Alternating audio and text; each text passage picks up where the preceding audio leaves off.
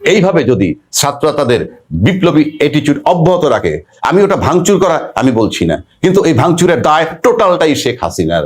1, 2 natural justice, 3 third law of Newton. এই 3টা ঘটনার কারণে নেই উনি এখনো মনে করেন গণভবনে বসে আছেন। বাদ দেন, আপনাকে ভাবতে হবে যে আপনি কারাবন্দী, আপনি শেখ হাসিনা কারাবন্দী। আমি আবারও বলছি আপনি কারাবন্দী, কারণ আপনি গণভবনে যে বিলাসী জীবন পার করছেন 16 বছর, তার তুলনায় আপনি যে স্ট্যাটাস নিয়ে যেখানেই থাকেন না কেন, আপনি জাস্ট কারাবন্দী, একটা এতিমের মতো, মিসকিনের মতো আছেন। আপনাকে এটা মাথায় রাখতে হবে। You are no more. আপনি একবারও ভাইবেন না আপনি গণভবনের স্বপ্ন দেখেন আর সেইভাবে কথা বলবেন। এই সমস্ত উস্কানিমূলক বক্তব্য বাদ দেন, তাহলে আপনি আবার বক্তব্য দিবেন, আবার জাতি উত্তেজিত হবে। পত্রিকার শিরোনামটা ঠিক এরকমই, যে ঘুরিয়ে দেওয়া হলো ধানমন্ডির 32 নম্বর।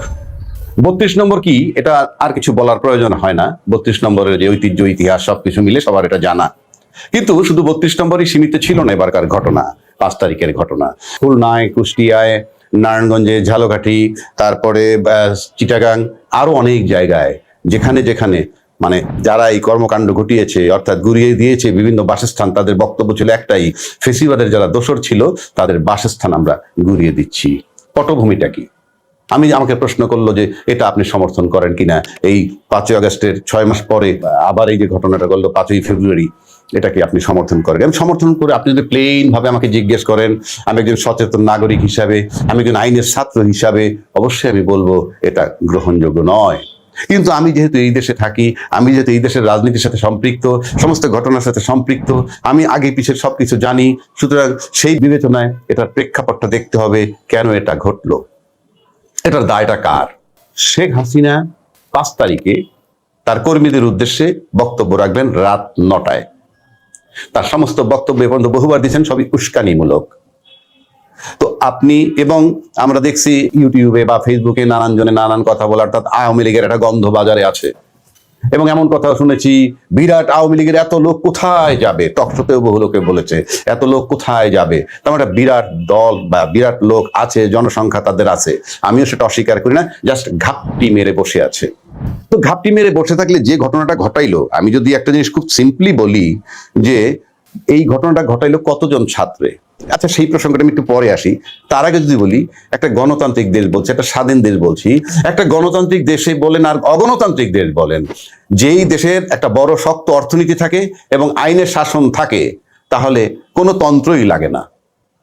আর এই দুইটা জিনিস ইনশাআল্লাহ তাআলা শেখ হাসিনা অতি যত্নের সাথে ধ্বংস করে দিয়ে গেছেন। আইন জগৎটা ব্যবহার করছেন তাদের পরিবারের স্বার্থে, গোষ্ঠীজ্ঞাতির স্বার্থে, আর অর্থনীতিটা ব্যবহার করছেন তাদের গোষ্ঠীজ্ঞাতির লোককে চুরি করার সুযোগ দিতে। XYZ যারাই চুরি করে থাকুক, সেটা তাদের পক্ষে চুরি করে দেশে নিয়ে গেছে, একটা দেশে পঙ্গু বানিয়ে গেছেন। তারপর উস্কানিমূলক কথা বলেন।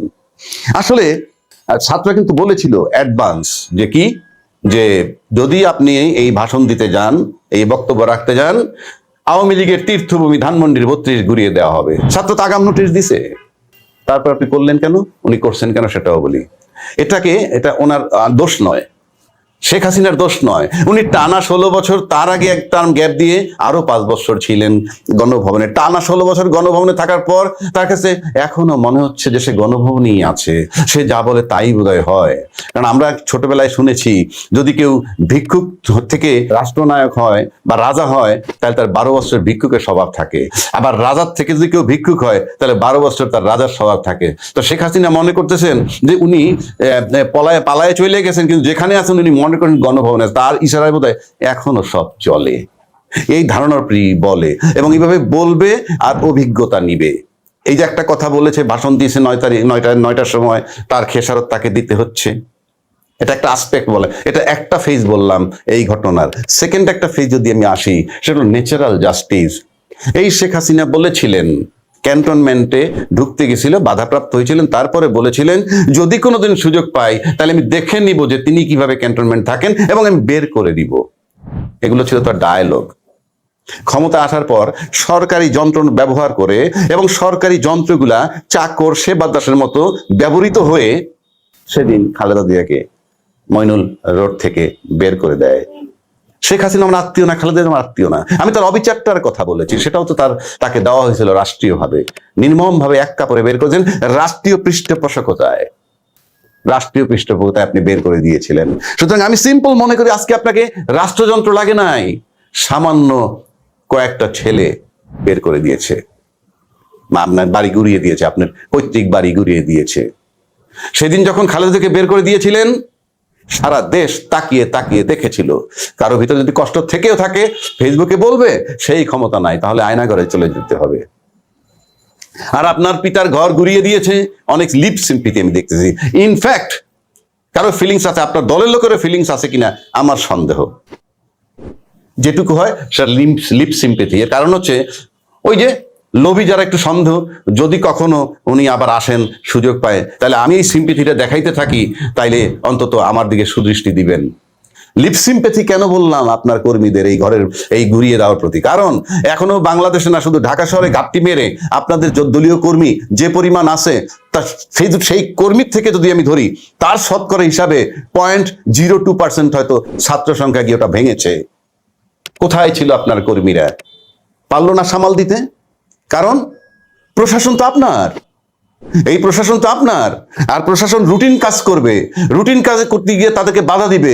আমার তো মনে হয় না যদি তাদেরকে বাধা দিতে যাইতো রুটিন কাজ হিসেবে পুলিশ, কেউ কিছু বলতে পারতো না। কারণ তোমরা একটা অবকাঠামো ধ্বংস করতে পারবে না, কিংবা একটা স্থাপনা তুমি ধ্বংস করতে পারো না, তোমার সেই রাইট নাই। কই আপনার সেই সাজানো পুলিশ তো যায়নি। হাতে গোনা কিছু লোক, হাতে গোনা কেন বলছি, আপনাদের যে কর্মী, দলীয় নেতা কর্মী যা আছে এখনো বাংলাদেশে, সেই তুলনায় সংখ্যা অতি নগণ্য। কিন্তু পারছে কেন? তাদের মোরাল কারেজটা অনেক। এটাকে বলে নৈতিক সাহস।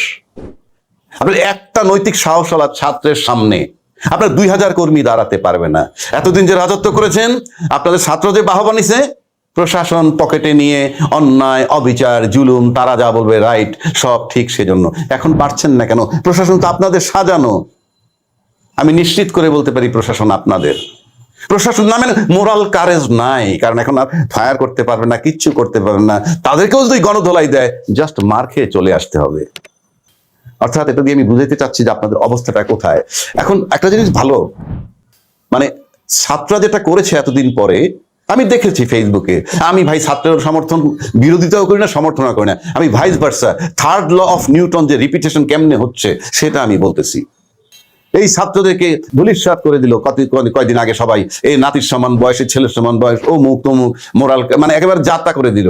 জাস্ট তার একটা শুধুমাত্র শেখ হাসিনার একটা অবৈধ, অন্যায়, উস্কানিমূলক বক্তব্য টেলিফোনে দিছে, সেটাকে কেন্দ্র করে আরেকটা ধাপ তারা করে ফেললো, এবং তাদের ভিতরে আবার একটা বিপ্লবী চেতনা ফিরে আসলো। মানে এত দ্রুত ফিরে আসবে এটা আমি ভাবি নাই। তো আমার কাছে মনে হয় ফলাফল কি হবে জানি না, তবে আওয়ামী লীগের পরিণতি যে ভালো না, এটা নিঃসন্দেহে আমি বলতে পারি। কেন বলছি? এই ঘটনার পরে কি হয়েছে? এই ঘটনার পর এমন কিছু দায়িত্বশীল ব্যক্তি অলরেডি বলা শুরু করে দিয়েছে আওয়ামী লীগের রাজনীতি বন্ধ করতে হবে এবং স্বৈরাচারী শেখ হাসিনার বিচার করতে হবে। এখন এই আওয়ামী লীগের নিষিদ্ধ করতে হবে রাজনীতি, এবং স্বৈরাচারে পালিয়ে যাওয়ার স্বৈরাচারে বিচার করতে হবে। এটা একটা, আমি তাদের সাধুবাদ জানাই। যারা বলেছেন তারা এতদিন বলেন নাই, কারা বলেছেন তারা নিশ্চয়ই জানবেন। কারা বলেছেন আমার নাম বলার দরকার নাই। এই জায়গাটাও ছাত্ররা নিতে পেরেছে তাদেরকে। সুতরাং তারা আজকে যেভাবেই হোক, এটা তাদের হয়তো একটু মিসআন্ডারস্ট্যান্ডিং ছিল, বুঝতে ভুল হয়েছে। সুতরাং এই যে এখন তারা আসছেন, এই শেখ হাসিনার মানে আওয়ামী লীগের রাজনীতি নিষিদ্ধ করতে চান, পাশাপাশি তাদের বিচার চান, আমি তাদেরকে সাধুবাদ জানাই। সুতরাং আমি মনে করি যে এইভাবে যদি ছাত্ররা তাদের বিপ্লবী অ্যাটিটিউড অব্যাহত রাখে, আমি ওটা ভাঙচুর করা আমি বলছি না, কিন্তু এই ভাঙচুরের দায় টোটালটাই শেখ হাসিনার। 1, 2 natural justice, 3 third law of Newton. এই 3টা ঘটনার কারণে নেই। উনি এখনো মনে করেন গণভবনে বসে আছেন। বাদ দেন, আপনাকে ভাবতে হবে যে আপনি কারাবন্দী। আপনি শেখ হাসিনা কারাবন্দী। আমি আবারও বলছি, আপনি কারাবন্দী, কারণ আপনি গণভবনে যে বিলাসী জীবন পার করছেন 16 বছর, তার তুলনায় আপনি যে স্ট্যাটাস নিয়ে যেখানে থাকেন না কেন, আপনি জাস্ট কারাবন্দী, একটা এতিমের মতো, মিসকিনের মতো আছেন।